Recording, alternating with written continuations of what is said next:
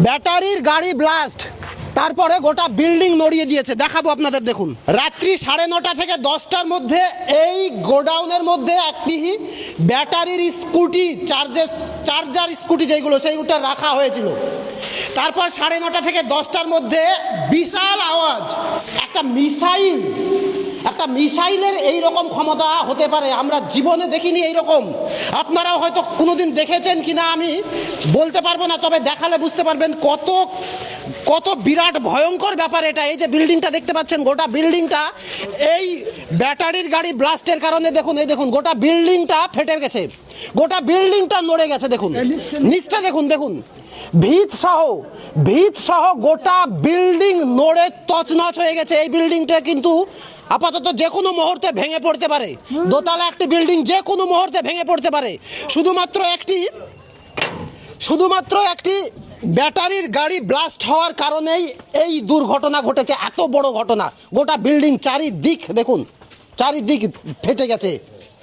আর একটা বড় ব্যাপার হচ্ছে ওই গোডাউনের সামনে যে শাটারটা ছিল, সেই শাটারটা দেখায় আসুন। এই যে গোডাউনের মুখের যে শাটারটি ছিল সেটা এখান থেকে দূরে সরে গিয়ে দেখুন, দূরে গিয়ে প্রায় 25 হাত থেকে 30 হাত দূরে এসে পড়েছে। তার মানে কি পরিমাণ প্রেসার আর কি পরিমাণ শক্তি এই ব্যাটারির গাড়ির বলতে পারেন। তার সঙ্গে সঙ্গে আরও একটি গাড়ি ছিল ওই গোডাউনের মধ্যে, ওই শক্তির আগুনে ঝলসে কিন্তু গাড়ির অবস্থা দেখুন।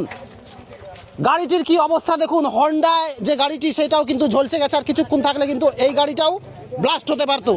তার আগে আমরা জানার চেষ্টা করব গাড়ির মালিকের কাছে কি কোম্পানির গাড়ি ছিল, কি ব্যাটারি ছিল, সমস্ত কিছু জানবো। তার আগে দেখুন এই যে গাড়িটি, এটাই হচ্ছে সেই স্কুটিটি।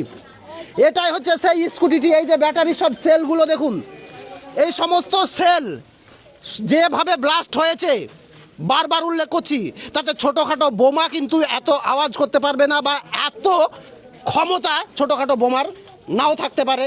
যে পরিমাণে একটা গোটা বিল্ডিংকে নড়িয়ে দিয়েছে, ভেঙে পড়ে যাওয়ার সম্ভাবনাও কিন্তু এখনও রয়েছে।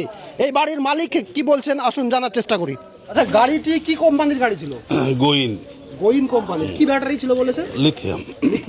আচ্ছা, গাড়িটা কি চার্জে কানেক্টেড ছিল? চার্জ থেকে সরিয়ে রাখা ছিল মানে কতক্ষণ চার্জে দিয়েছিলেন? চার্জ ওই প্রায় হয়ে যাওয়ার একটু কম ছিল, মানে ফুল চার্জ হওয়ার আগেই সরিয়ে নিয়েছিলেন, তাই তো? তারপরে রেখেছিলেন? হ্যাঁ। তারপরে কি হলো?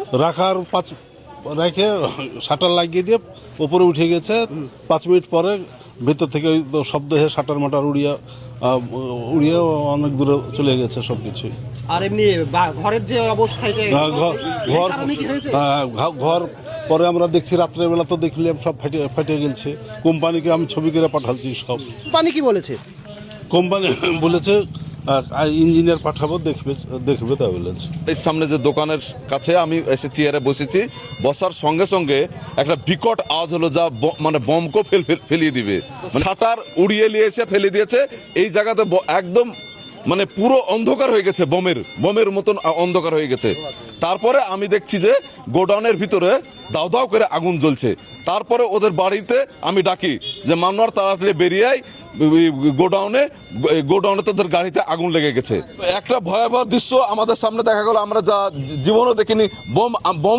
এত বোম বাস্ট হয়েছে এলাকাতে, কিন্তু এরকম শব্দ আমরা দেখিনি।